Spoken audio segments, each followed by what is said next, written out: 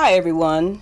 You're tuned into Savvy, the show featuring entrepreneurs, authors, and people with a passion. I am your host, Kathleen Driver, and I'd like to welcome my guest today, Brenda Stone Browder, who is the author of On the Up and Up, a survival guide for women living with men on the down low. Brenda was previously married to the author J.L. King, who wrote On the Down Low, a journey of straight black men who sleep with men. Brenda is also the creator of the You Are Not Alone Women's Empowerment, Mind, Body, Spirit seminars to support women experiencing similar issues. Brenda has transformed her experience of devastation to determination, determined to share her test and her testimony and to provide support to other women as well. Brenda, thank you so much for being here. Thank you for having me, Kathleen. Sure, thank you. You have been featured on numerous radio and talk shows. You've been on the Montel Williams Show. You've been on the Wendy Williams Show. You've been on the Oprah Show. And thank you for sharing your story with us today. Your book, On the Up and Up, and we'll just hold that up really quickly, was also an Essence bestseller. So congratulations to all of this and all of your accomplishments. So one of the things that we want to talk about is you say that your emphasis is really, even though you've been through this devastating experience in your previous marriage, you say that your emphasis is on healing and forgiveness and living a non-judgmental lifestyle. And I love that. So, because, we all go through stuff. Right. And, on my show last week, I quoted a quote that my sister shared with me that said, your past is really a place of reference, but not a place of residence. So I think that I like that quote. Yes, I do too. And so thank you again, Norma, for sharing that quote. Yeah. But I think, that you exemplified that. So, just briefly tell us about, this story that ultimately brought you from devastation to the place of determination of healing and helping others to heal as well. Yes, well, Kathleen, I was there. I was very broken when I found out that my husband of 7, almost 8 years, had been sleeping with men. And his name was J.L. King. He wrote the book, On the Down Low, a survival for straight black men who have sex with men. He wrote that book, and that was devastating for me to find out that my husband, who was my high school sweetheart, had now come out. And not only did he come out he came out publicly. Right. Almost before he even confessed to me the truth. I knew the truth, but we didn't have that conversation. And there was no remorse about it at that time. But then I couldn't stay at that place. Right. Absolutely. I could not stay Absolutely. at that place. I had to understand it. I needed to forgive myself and forgive him and forgive the people he was involved with. When you say forgive yourself, I mean, even though you didn't technically do anything wrong, but don't we as women sometimes we do make ourselves feel like it's something that we did? Yes, we think it's something that we did, something that we didn't do. What's wrong with us? Am I not smart enough, pretty enough? Do I not supply your needs? Right. So we blame ourselves. Mm-hmm. And shouldn't I have known better? Why didn't I know? And how can you how did this person pull the wool over my eyes?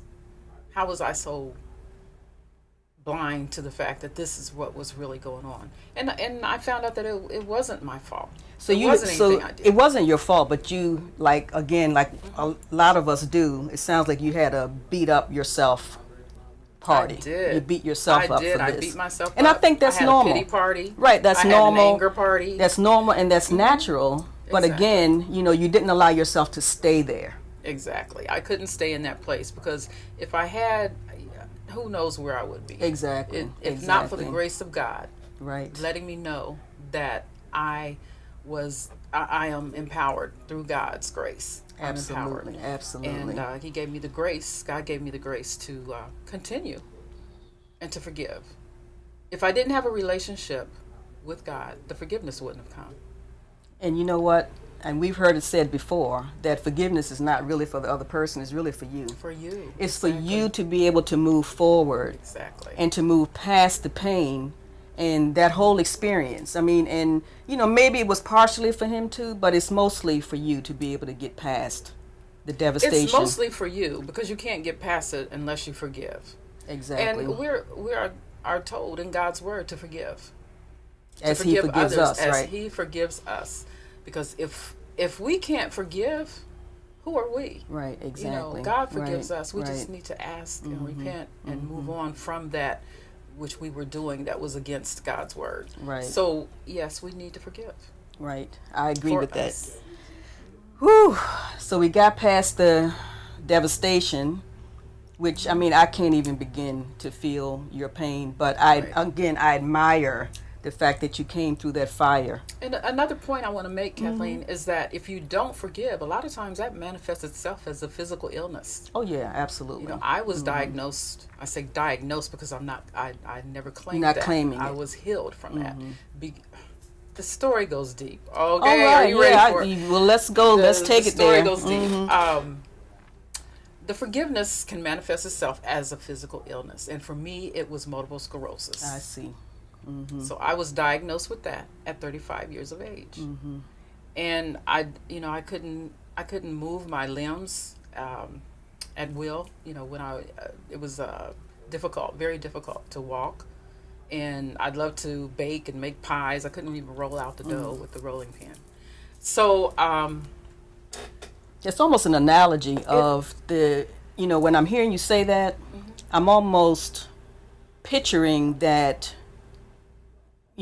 Finding out the truth of what your ex-husband was doing was paralyzing to you. Oh my, Kathleen, and so that manifests yes. itself into a sickness of paralysis. Yes. Yeah, I see what you're Exactly. saying. I mean, because Exactly. I'm almost picturing this whole thing as you're saying it. But again, you didn't claim it. I did not claim which is it the important thing. because I knew that my healing could come from God, and I Right. knew that if I treated my body right, and I got everything in sync, my mind, body. And I was my going to say you spirit. had to get your mind right, you had to get your Yes. spirit right, and you had to get your body right. And Yes. I know it wasn't easy. Right. It was. I not know it wasn't easy. So, while we're on the subject of healing, we'll get back to some other topics. But, you mentioned too that, part of what you had to go through was to reclaim your life. And so part of reclaiming your life is going through that healing process. Exactly. So and how it started did you? I in mean, church 'cause- service actually, Kathleen. Okay, because I know there are other women that have been, Right. devastated by one thing or another. Maybe not the same situation or experience that you had, but there are things that we experience that are just devastating and paralyzing Right. to us. You have to go So- through the process, and the process for me, I thought I was good. I thought, even though I had this illness that was debilitating. I thought I was good because I'm a believer in Christ. I was going to church every Sunday. That's a good place to be. That's a good foundation. But I didn't have that deep relationship because I had left that one part of forgiveness off. So my relationship evolved. Did you leave it off because you thought forgiveness was for him? I thought it was for him. I don't have to forgive you. But then I realized, there was a church service where my pastor had invited the other church that my ex and I had been members of to our church. And the pastor said, either you're going through a defining moment, you've been through a defining moment, or you're about to enter into a defining moment. My defining moment was that day when I got off of the pulpit and looked out into the congregation that I thought everyone had left, except for a couple of people. One of the persons was the man that my ex was dealing with at the time of our divorce. And he approached me because I'm thinking every time I saw him, I would want to turn up my nose, Right. walk the other way, don't say anything to me, right? So the Holy Spirit, I heard in my spirit, you need to forgive him. That was my defining moment. So he approached me first and he says, Brenda, I need to ask for your forgiveness. And I Maybe felt the Holy Spirit that was need- moving him too Yes. to ask you. Yes, and we embraced each other. I forgave him. We cried together. And after that, I went back for an evaluation with my neurologist. And he, after looking through all the tests, he says, I diagnosed you with MS? I said, yes, you did, doctor. He said, I see nothing. There's nothing there. Isn't that how God works? God, I said, and I told him, that is God. Isn't that how God works? That's how God works. You hold on to that. You hold on to right, that. because it almost becomes, when you don't let it go, to me, forgiveness is about letting it go as well. I mean, you don't forget it.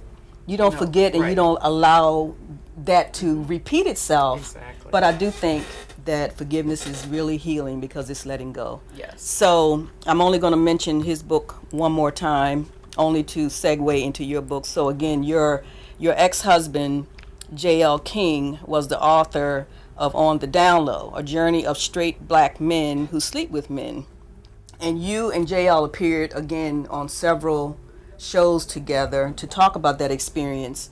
And in the process, you wrote your own book, On the Up and Up, a survival guide for women living with men on the down low. So tell us why you actually wrote this book, On the Up and Up. Well, actually, some think that I did it to be vindictive. And that's why I'm asking. And I didn't. Okay. Actually, because this is your chance to say why you wrote it. I don't know if you had a chance on these other shows, but this is Savvy. This is my show. Yeah, this is me. I'm in control of this one. So why did you write it? So I wrote it. First of all, my major in undergraduate was journalism communications. Okay. I worked for a newspaper. Wow. Okay. After graduation, I wrote. I wanted to write that novel, that great American novel. And that there was you my go. forte, writing books. I owned a bookstore at the time that I received the request to write the book. So, I had my own story. He had already written the book, and I wanted to empower women. I wanted them to know the story, the real story. Your side of the story. My side of the story. Well, there's two sides of every story. Exactly. Right? I wanted them to know my side of the story. Right. What led up to it, what actually transpired from my eyes, and how I was able to forgive and move on. So that and to let other women know that you can move on too. If God did it for me, God can do it for you. Exactly. Absolutely. So that's why I wrote the book, to empower women to know that you are not alone. Other people go through this. And after I had written the book and I had gone out on the speaking circuit and I had spoken, it was amazing to me how many women approached me and said, I have never told anyone but you at this moment that happened to me too. That's or right. Other stories. Other stories. Right. It goes deeper than this. And the second book is called Diary of a Cover Girl. And we're all, not all of us, but most of us, some of us, are cover girls. We cover for other people. We cover for their transgressions or their wrongdoings, or something that we don't want to put out in the public. We want to keep secret. Mama says, don't tell your business. Don't put your business out there. Right. But isn't it amazing though when you start talking to people, like you just said, you were transparent about your experience, again, to help and empower other women. But then because you were so transparent, then folks started to open up to you. And it's amazing what people will say. And you don't know what people are going through by looking at them. You don't know. And you could sit next to them every day at work or, on the train going to work or whatever. But it's not until you start to share that you hear what other people are going through. And that's why it's so important to share your testimony. And everyone has a testimony. Everybody has a testimony. That's something I can say. Everyone has a testimony. Everybody does have a testimony. So it's important to share because that does empower others. It's not about you. You're not going through what you have gone through. Right. You didn't go through that for yourself. That's right. That's right. Because we're all here for a purpose, and God works through us, and He exemplifies Himself through us. So it's up to us, when we do have a testimony to share that. And others are looking to see, how did you handle that? And how did God work it out for you? How's God working in your life, right? Are you representing God? You say you're a Christian, but how did you handle this? Right. And so through this journey, we're going to take a short commercial break, but through this journey, you were blessed to remarry. Yes. And congratulations on that. So we're going to talk about that when we come back from our commercial break. We're going to take a short commercial break, and we'll be back to hear more from Brenda Stone Browder, the author of On the Up and Up. We'll be right back.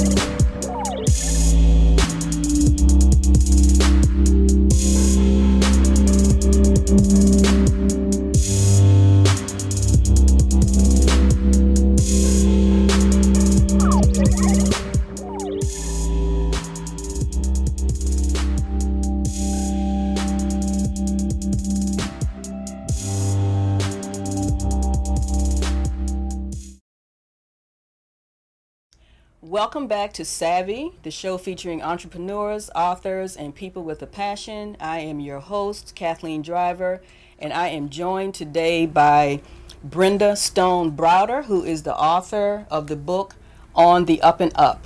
Before we broke for the commercial, Brenda was going to transition into telling us about how even though she really and truly had what we would consider to be a devastating first marriage experience, she was blessed, and by the grace of God and through her faith and just being determined, she was blessed to remarry. And so, Brenda, how was that for you? How did you transition into a second marriage after being, that devastating experience of your first marriage? I mean, were you fearful? Did you have trepidation? How was that for you? And then how was it also for your husband, in terms of knowing your experience and what you went through? So tell us about how you were able to transition and even just, step out on faith and, just even consider being remarried again.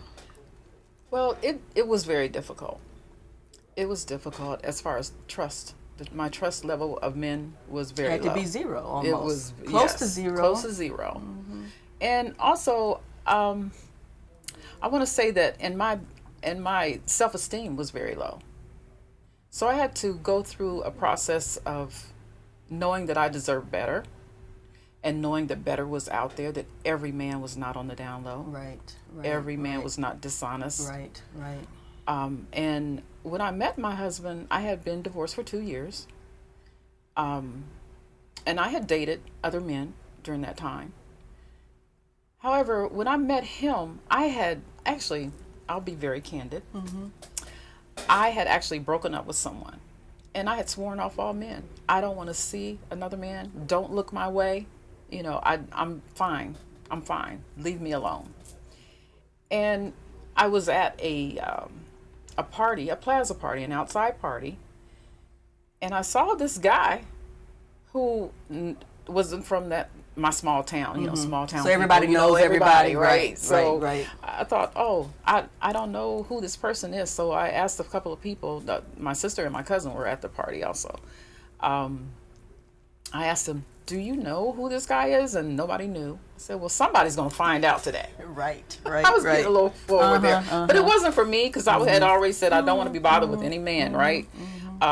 Actually, I was at work at the time. I worked at the children's home, and I had the teenagers with me to take them out on an outing, because I liked for them to see what was out there other than the home, and that there were good things that they could do in the community. So I had them with me.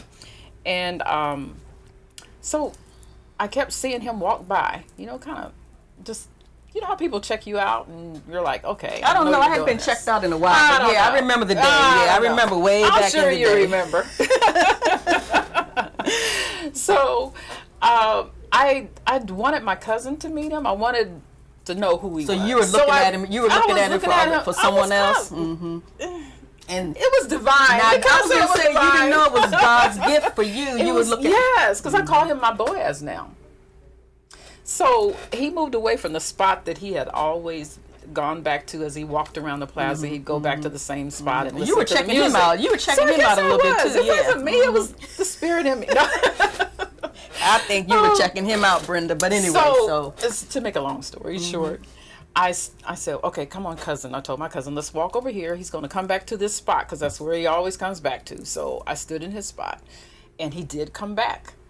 And he didn't say anything. So I said, okay, I'm not going to find out who he is. So I said, hi, this is a nice band, right? And he says, it's a nice band. And then the conversation was on. Okay. We started the conversation. So we spoke about our lives, and I was divorced. He was divorced. We had so many commonalities. And he said his birthday was September 14th. And I said, my birthday is September. No, first I said my birthday is September 14th. And then he told me his birthday was September 14th. I said, oh, you're telling a tale. That's one of those lines, right? So I said, let me see your driver's license. So he showed me his driver's license. When I told him my name, where I worked, what time I got home, and my address. Why did I do that? Well, that looks like you had regained a little bit of trust. I think I had. Yeah. Why did I do that? The conversation, I just felt comfortable with him. You felt comfortable. So we had dated for about 6 weeks. We dated for 6 weeks. After the 4th week, the 3rd week, I told him I don't want to play any games. People have played games with my life too much. Men have. I don't want to play any games. What are your intentions? He says, I don't want to play games either. I want to marry you. So I thought, well, if I say no, then I'm the game player, right? That's right. That's right. So what a blessing. In 6 weeks, we were married. Wow, what a blessing. What a blessing. For 35 years now. Oh, my. Wow. So actually, this has been a while. This has been a while. But when the book first came out, when JL first came out with this on the Oprah show, I had to relive all of that. I know, that couldn't have been easy. I mean, that so truly it was like couldn't have been easy. Just happened again. You know how women say when they've been hurt by men that they have to relive, victimized. They have to relive that, even though, like in the news today, the Me Too stories. Oh yeah, right, exactly. People want to know. Well, this happened so many years ago. Right. Well, no, because did you suppress a lot of it in order to like reclaim your life? I mean, because again, you talk about reclaiming your life, and so that reclamation process and that healing process, I would imagine that you had to suppress a lot of what you experienced and what you were feeling. Because you said you had a beat up Brenda session or sessions. I'm sure I did. So I mean, I'm assuming you had to just suppress all of that and all of that noise and conversation in your head about the role that you may have played in this whole thing. Yes, exactly. I had to suppress it, and writing this book was actually cathartic, and also it was hurtful at the same time, because I had to relive the moments. But sometimes you have to touch and feel the pain in order to get past it. Exactly. Right. So before we run out of time, because 30 minutes goes by fast, really doesn't fast. it? Kathleen, we have to do this again. We'll have to do this again, Brenda. But I want to tell our audience about your You Are Not Alone Women's Empowerment Seminars. Can you tell us about that? Why do you do the seminar first and foremost? I know it's about empowerment, but what brought you to, really formalize your help, with empowering women? Because so many women had come up to me and broke their silence. So I originally called them Breaking the Silence. The seminars, Breaking the Silence. They would break their silence with me, because they felt like they could trust me to speak on it. And I find that there are more women than we know who have gone through this or similar situations. Right. So they need to know that you are not alone, that you can get through this, you can continue your life, and you can be empowered to move on and come out better on the other side. And you don't have to look like what you've been through. Isn't that the truth? Isn't that the truth? That is the absolute truth. So is there one of these seminars coming up soon, or how do people find out about your seminars? And the seminars, I'm going to move them into a different direction, because so many women, everyone has a story, right? So everyone wants to write their story. And whether it's cathartic or whether it's for an audience. So I'm going to change the dynamic of the seminars where the women can write their stories as they use that time to heal. Wonderful. I think that's from great. Expressing that story. Okay, I think that's a good exercise. And so, like you said, writing, because sometimes, well, you probably believe this because you're a writer, that words have power. Words have power. And so, to me, it's about rewording the experience to give it a different power. Exactly. To, kind of take away the negativity out of it. Because again, as we talked even before, we went on the air, as I read through your story, because I mentioned to you I had read your husband's story. Yes. But as I read through your story, what I see is how you just took that devastation and turned it into, determination. Yes. Determination for yourself to heal, and then to help other women heal as well. And so, I so admire you for, not only coming through that storm, as I would call it, but just taking it and turning it into something positive, where you're helping other people. And, part of your transparency, because if you, weren't transparent and candid about it, I don't know that women would be so open and candid with you, so that you could in turn help them out. We can't keep it to ourselves. If you keep it to yourself, then you allow it to happen, continue to happen to others. Right. Right. And then I think too, the testimony. If people see, okay, well, I'm not going to die from this experience, and I'm Exactly. not, I may be, broken, but I can heal. Exactly. This You can may heal. have broken me, but it didn't kill me. Right. It's not the end. It's And not so the end. It's the beginning of a new It's a you. new beginning, right? It's a new beginning. It's a new beginning. I like that. I like that. So we started talking about your other books. So again, I just want to share and tell the audience again that is this your latest book, Brenda? That is not the latest one. Not The the latest latest one one? would be Diary of a Cover Girl. Okay, and so then let's hold that up. So again, Brenda's books are On the Up and Up and Diary of a Cover Girl, and you have a third book called, I know we didn't bring it. It's called The X Factor. Okay. And Finding Freedom to Heal, Forgive, and Love Again. I think you need to say that again and say it to our audience. Okay, my latest book is called The X Factor, Finding Freedom to Heal, Forgive, and Love Again. I love that. And that is actually written together with my ex. Really? Yes. Okay, I didn't know that. And my husband And how was wrote that the experience? forward for the book. So what was that experience writing that with That me? experience it brought out a lot of truth.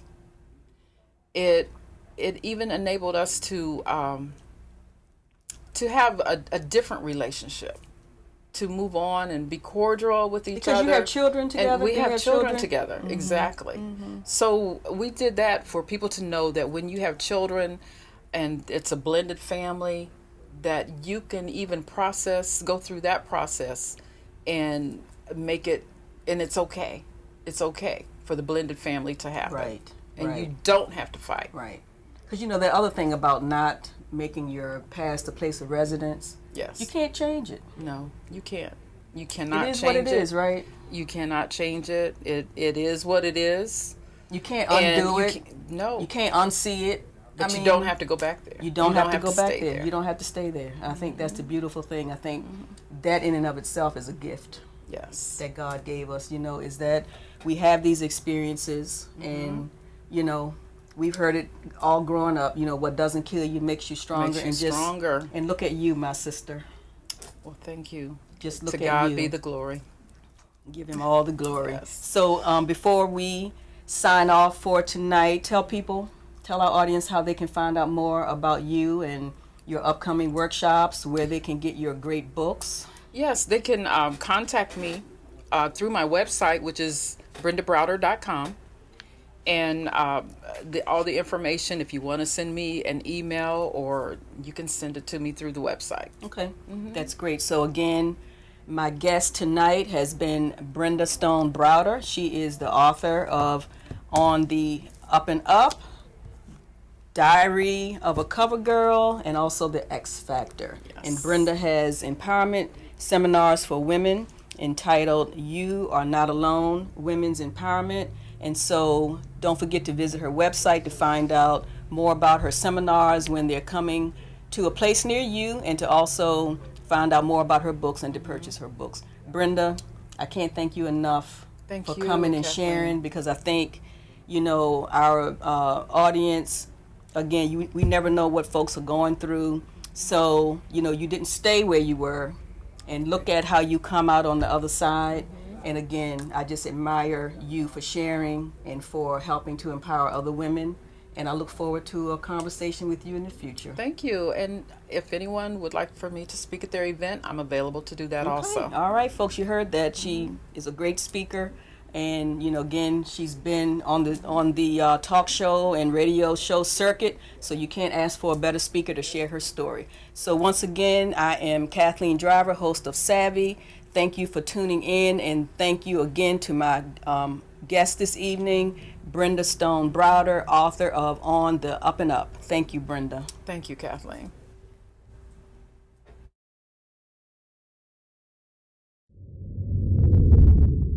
Thank you for tuning in to WBGR World Network.